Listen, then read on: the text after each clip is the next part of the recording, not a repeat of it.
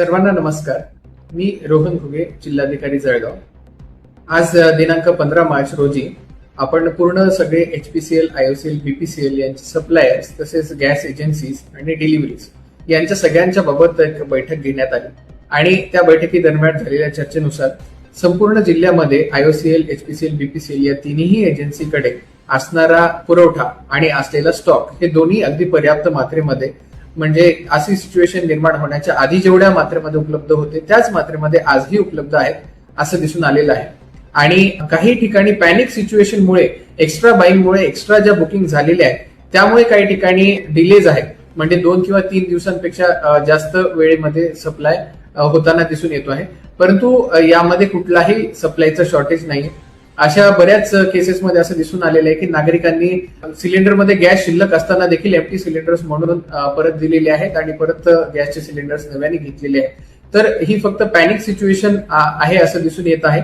Supply आणि पूर्ण supply चेनमध्ये आणि स्टॉकमध्ये कुठल्याही प्रमाणात कमतरता आढळून आलेली नाहीये. फक्त नागरिकांनी गर्दी करू नये. सप्लायच्या डिलिव्हरी बॉयला धमकावण्याच्या काही ठिकाणी अशा घटना घडून आल्याचं माझ्या कानावरती आलेलं आहे आणि एजन्सीच्या मार्फत कळवण्यात आलेलं आहे. त्यांच्यावरती पोलिसांमार्फत जी कारवाई आहे ती करण्यात येईल.